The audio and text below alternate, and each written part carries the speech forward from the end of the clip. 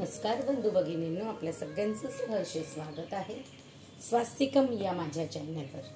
आज मी आपल्यासाठी सेवापित्रांची या पुस्तकातील तिसरा भाग घेऊन आलेली आहे। तरी आपण सगळ्यांनी श्रवण करावं। सगळ्यात आधी देवाला नैवेद्य अर्पण करते।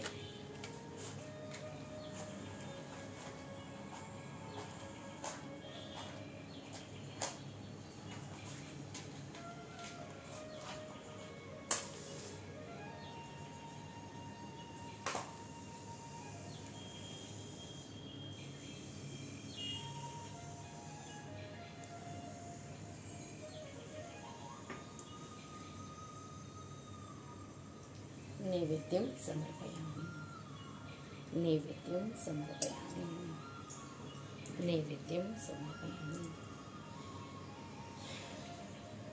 श्री स्वामी चरणी एकच प्रार्थना, स्वामी सेवापित्रांचे हे पुस्तकाचं वाचन माझ्याकडनं करून घ्या आणि तुमच्या ज्या कुठल्या भक्तांपर्यंत हे पोहोचवायचं असेल त्यांच्यापर्यंत हे नक्कीच पोहोचू दे, हीच तुमच्या चरणी प्रार्थना। श्री स्वामी समर्थ, श्री स्वामी समर्थ।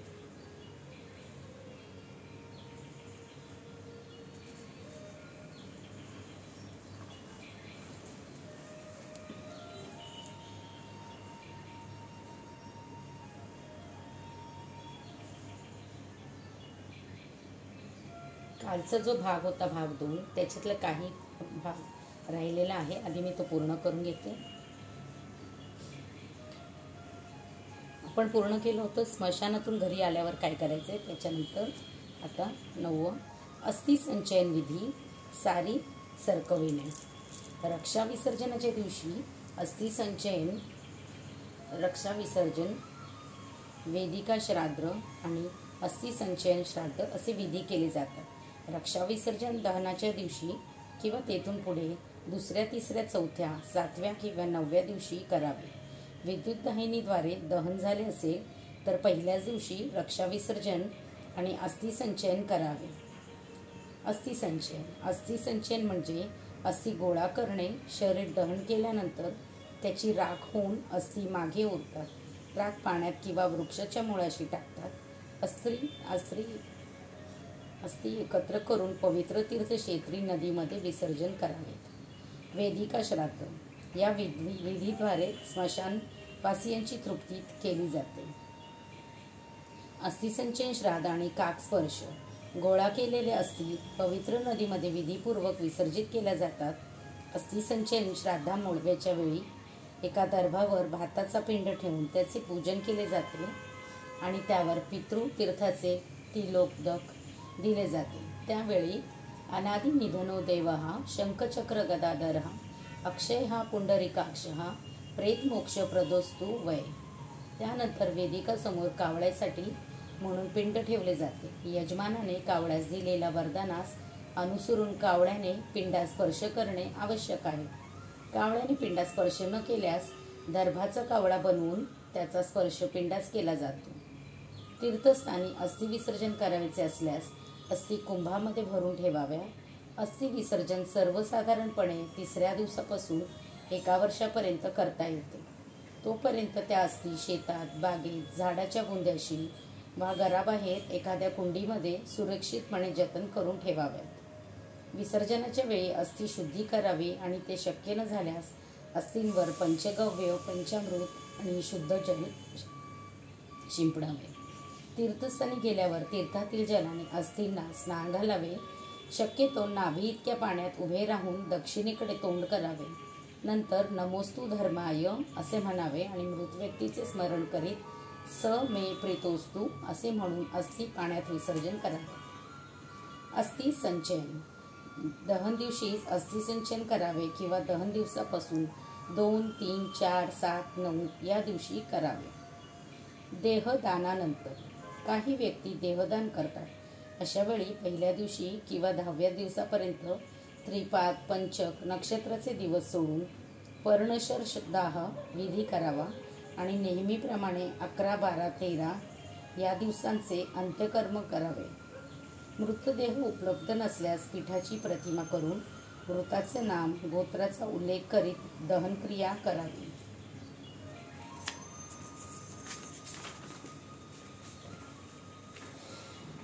अस्थि विसर्जन. 10 दिवसापर्यंत अस्थि तीर्थामध्ये सोडण्यास दिनशुद्धी पाहण्याची आवश्यकता नाही. 10 दिवसानंतर मात्र अधिक मास, क्षयमास, गुरु शुक्राचे अस्तकाल वज्र करावेत. हा 10 दिवसानंतर अस्थि विसर्जन करावायचे असेल तर अस्थि शुद्ध करून ठेवाव्यात. 10. औदर्भ देहिकानंतर केली जाणारी श्राद्धे. अवयव श्राद्धे. ज्याप्रमाणे 9 महिन्याच्या कालावधीमध्ये गर्भाचे निरनिराळे अवयव निर्माण होऊन गर्भ पूर्णत्वास जातो, त्याप्रमाणे परलोकी गेलेल्या प्रेतात्म्यास पहिल्या दिवसापासून सलग 9 दिवस पिंडदानाच्या आधारे निरनिराळे अवयव प्राप्त करून दिले जातात. याला पिंडदानात्मक अवयव श्राद्ध असे म्हणतात. प्रथम दिनाचे अवयव श्राद्धामुळे मस्तकाची निर्मिती होते. नंतर क्रमाक्रमाने अवयवांची निर्मिती होत जाऊन पूर्णत्वास पोहोचल्या लिंगदेहाची तहानभूक 10व्या दिवशीच पिंडदानाने शमते. नवश्राद्ध. अवयव श्राद्ध झाल्यानंतर नवश्राद्ध केले जाते. येथे नव या संस्कृत शब्दाचा अर्थ नवीन असा आहे. नवश्राद्धे केवळ विषमदिनी म्हणजेच पहिल्या, तिसऱ्या, 5व्या, 9व्या, 11व्या दिवशी केली जातात, म्हणून त्यांना विषम श्राद्धे असेही नाव आहे. ही श्राद्धे प्रेतत्व निवारण्यासाठी केली जातात. नग्न प्रच्छादन श्राद्ध. हे प्रेतास आच्छादन करण्याच्या उद्देशाने केले जाते. प्रेताला विवस्त्र अवस्थेतून मुक्त करण्यासाठी हे श्राद्ध केले जाते. पाथय श्राद्ध. याद्वारे प्रेतास परलोक प्रवासासाठी शिदोरी दिली जाते. अस्थिसंचयन श्राद्ध. पहिल्या दिवशी अस्थिसंचयन केले असल्यास त्यानिमित्ताने अस्थिसंचयन श्राद्ध देखील केले असल्यास त्यानिमित्ताने अस्थिसंचयन श्राद्ध देखील याच वेळी केली जाते. अशा प्रकारे परलोकी प्रवासास निघालेल्या प्रेतात्म्यासाठी विविध सोपस्कारांची पूर्तता श्राद्धांकरवी केली जाते. प्रचलित प्रथेनुसार 10व्या दिवशीच ही सर्व श्राद्धे केली जातात. ही श्राद्धे प्रेतास उद्देशून असल्यामुळे घरात करता येत नाही.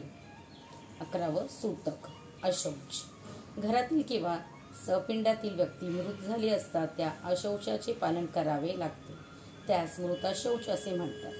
सु म्हणजे जन्म देणे, सूतक म्हणजे जन्मानंतर येणारे अशौच होऊन म्हणून निधन घटनेनंतर येणाऱ्यास अशौचास सूतक म्हणण्याऐवजी मृतशौच, मरणाशौच, मृतक असे म्हणणे योग्य ठरते. ज्या घरामध्ये निधन घटना घडते त्या ठिकाणी आरोग्याचे व भावनिकतेचे दृष्टीने अशौच पालन करणे केव्हाही तर्कसंगत ठरते. दाने विवाहे यज्ञ च संग्रामे देशविल्पवे आपद्यपि च कष्टायां सदहा शौचम विधीयते. निर्णय सिंधू. अर्थ: दान, विवाह, यज्ञ, युद्ध, देशावरील संकट आणि भूकंप, दुष्काळ यासारखी आपत्ती झाल्यास तत्काळ त्याची शुद्धी होते. निधन घरातील कुटुंबियांनी 10 दिवसांचे अशौच पाळावे.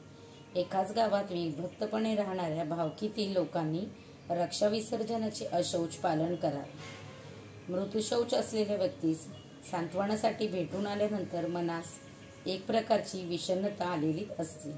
त्यामुळे आपले पुढील कार्यावर परिणाम होऊन कार्यहानी होण्याची शक्यता असते. त्यामुळे हे भावनिक अशौच दूर होण्यासाठी अशुची व्यक्तीस भेटून आल्यानंतर स्नान करावे. अशौच निर्णय. सपंडित नातेसंबंध. 7 पिढ्यापर्यंत कुळाशी नातेसंबंध असणारे ते सर्व सपिंडित. खापरपंजी, पणजी, आजी, आई, मी व मुलगा, नातू, पंतू, खापरपंजोबा, पंजोबा, आजोबा, वडील, भाऊ, अविवाहित मुलगी, अविवाहित नात, अविवाहित पणती. विवाहित कन्येच्या मूळ कुटुंबाशी संबंध राहत नसल्याने ती सपंडित येत नाही. नातेसंबंधानुसार शौच अशौच निर्णय. वडिलांचे आईचे सावत्र आईचे. विवाहित अविवाहित मुलास 10 दिवस, अविवाहित मुलीस 10 दिवस, विवाहित मुलीस 3 दिवस. दत्तक मुलास जनक वडिलांचे, पालक वडिलांचे 3 दिवस. सपिंडाचे. सख्खे व चुलते, चुलत चुलत, पंजोबा पणजी, आजोबा आजी, काका काकू. विवाहित अविवाहित मुलास 10 दिवस. विवाहित अविवाहित कन्येस नानाने शुद्धी. मुलाचे, पुतण्याचे, नातवाचे, अंतवाचे, जन्मानंतर 11व्या किंवा 12व्या दिवसापर्यंत मृत झाल्यास 3 दिवस, 12व्या दिवसानंतर 6 महिन्यापर्यंत 3